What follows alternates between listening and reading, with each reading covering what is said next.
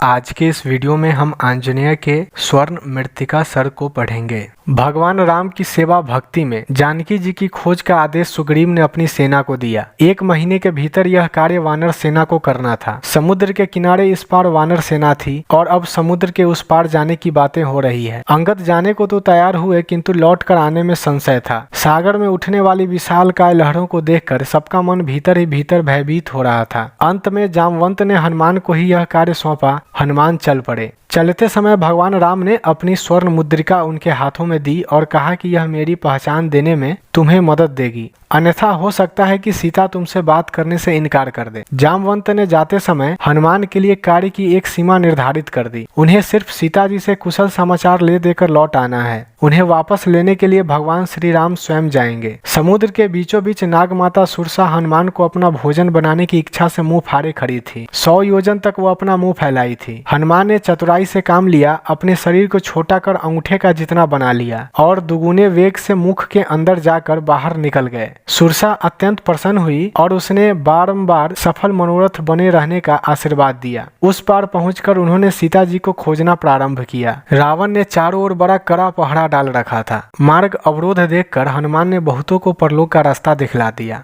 अचानक एक जगह औरतों के झुंड में सीता जी दिखलाई पड़ी। वे एक पेड़ की डाल पर चढ़ गए और ऊपर से राम जी की मुद्रिका गिरा दी। सीता ने मुद्रिका पहचान ली, साथ ही ऊपर देखा और समझ गई कि प्रभु ने ही हाल समाचार के लिए उन्हें मुझ तक भेजा है। समाचार पाकर वह अत्यंत प्रसन्न हुई। माता की आज्ञा से वे पेड़ों के फल खाने लगे और अशोक वाटिका की खूबसूरती निहारने लगे। जगह जगह से डालियां तोड़ मरोड़ कर गिराने लगे। राक्षस सैनिक दौड़े आए, किंतु सबको हनुमान ने यमलोक पहुंचा दिया। लंका में तहलका मच गया। रावण उन पर अत्यंत क्रोधित हो उठा। आज्ञा दी कि इससे पूछो कि यह कौन है, किसका दूत है और यह क्यों यहाँ आया है। हनुमान ने एक एक बात का संकेत देकर रावण को अपने भगवान का स्मरण दिलाया। कहा, शिव धनुष को तोड़ने वाले, खरदूषण, त्रिशरा आदि का वध करने वाले, तुम्हारी बहन शूर्पणखा की नाक कटवाने वाले भगवान श्री राम का ही तो मैं दूत हनुमान हूँ। वही राम जिसने बाली का वध किया, जो बाली तुम्हें 6 माह तक अपनी कांख में दबाए रखा था। तुमने तो पराई स्त्री को अपने घर में चुरा कर रख लिया है। क्या तुम उन्हें नहीं जानते कि वह राम कौन है? ऐसा बोल बोल कर रावण की क्रोधाग्नि में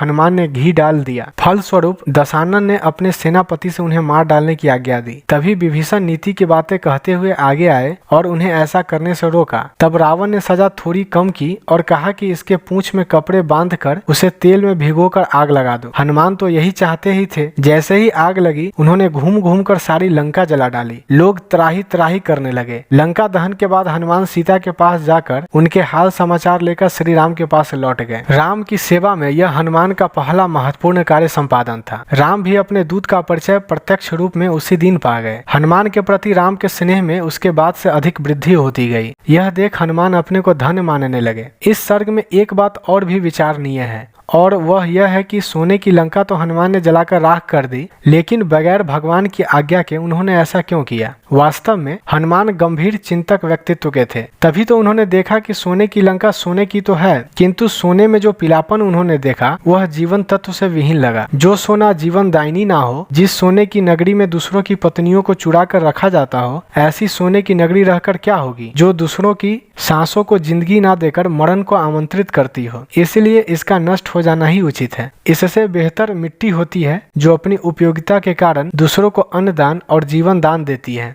उस मिट्टी को हम सोना कहते हैं।